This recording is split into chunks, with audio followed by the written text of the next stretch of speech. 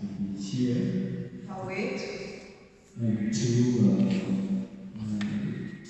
pray and to seek God. Because the Bible says God is a rewarder of those who diligently seek Him. Amen. So God is ready to reward you. God is already on the way to reward us.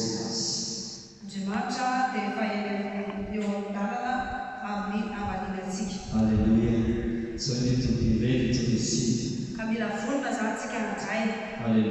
Amen. We are talking about the principles in the kingdom of God. When we talk about the principles,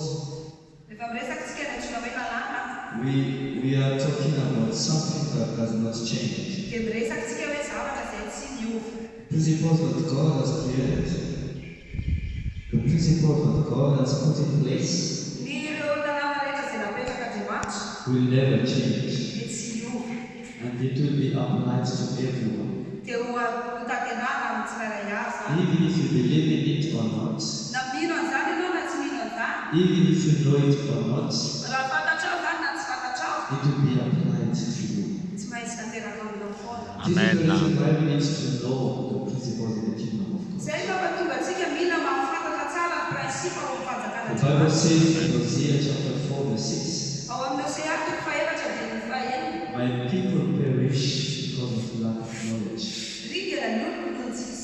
When we don't know, when we don't understand the principles in the kingdom of God, there are a lot of things that we miss. So this is the reason why we come to these lessons, so that we understand the principles in the kingdom of God. Hallelujah. Yesterday we were talking about the principles of attraction. As I said, the principles does not change to everyone. Even if you have degrees or not, even if you don't have degree, if you apply the principle, it will always work. Amen. If you don't, you are still young, or you are already old, if you apply the principle, it will always work. So what you need is you just need to understand the principle. And you believe in the Amen. principle, and you will receive a good result. Hallelujah. Amen. Yesterday we were talking about the principle of attraction. If you know that principle, it will always happen into your life. When you talk about attraction, it's like gravity. For example, if I leave this here, it will fall down. Why? Because it is attracted by the gravity. So it is the principle of attraction is applied in space.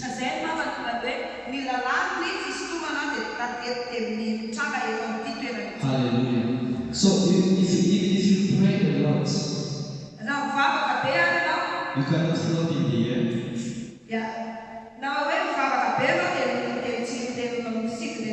You cannot.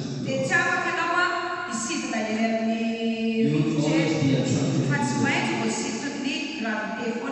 Hallelujah. Amen. So when the devil came to Jesus in Matthew chapter 4, the devil tried to tempt Jesus. And the devil said, if you are the Son of God, throw yourself from this mountain. Because you will be protected. And Jesus said, do not tempt the Lord your God. Why? Because the devil wanted Jesus to go against the principle of God.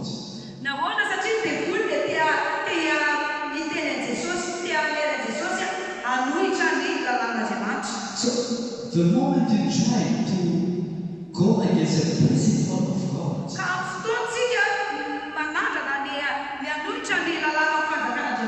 it means you are tempting God.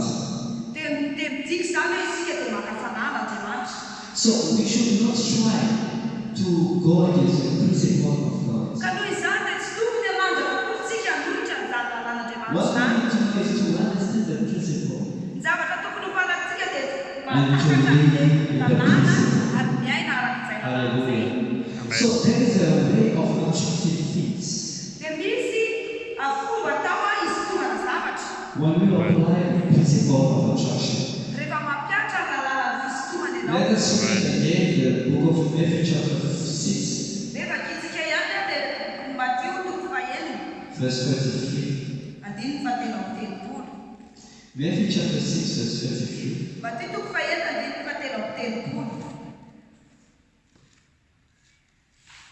The Bible says, but seek ye first the kingdom of God and his righteousness, and all these things shall be added unto you.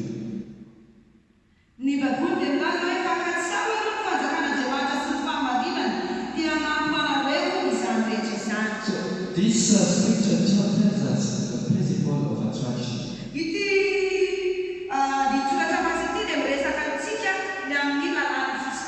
It shows to us that the condition of our spirit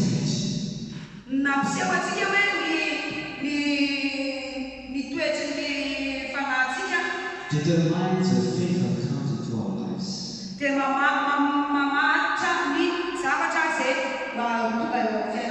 Amen. Amen. The more you seek the kingdom of God, the more good things come to you. Jesus said, do not spend your time looking for things,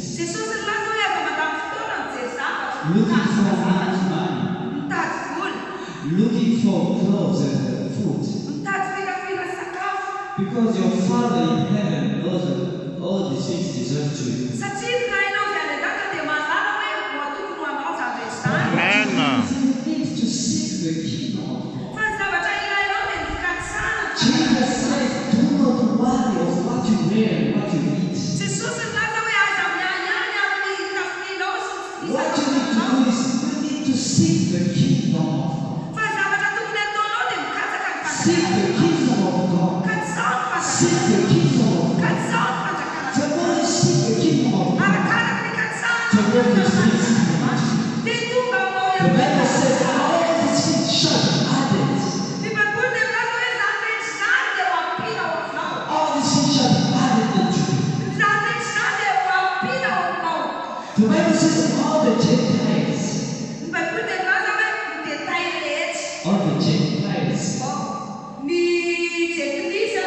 are spending the time looking for those things. But I want to give you the principle of attraction. What you need to just need to attract those things to come into your life.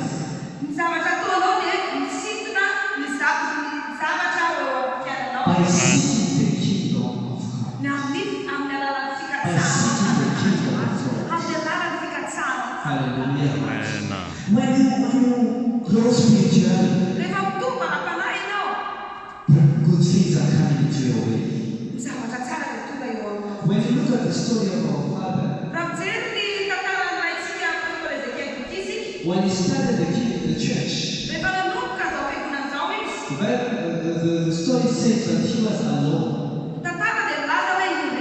But he spent his time seeking the kingdom of God. He was seeking the kingdom of God. And we see in our days that he is now having everything that he needs. All things that come into his life, with clouds, with houses, manifold doing the work of God. Why? Because he is seeking the kingdom. Amen. God is not a respecter of person. If he did it with Baba Guti, he can do it too. What you need is to follow the principle. Seek the kingdom of God. Seek the kingdom of God. All these things shall be added. The money that you need will come to you. The food that you want to eat is coming to you. What you need is to seek the kingdom of God. Seek the kingdom of God. Don't allow the things on the earth to distract you. Seek the kingdom of God. When you talk about seeking, it requires your mental capacity.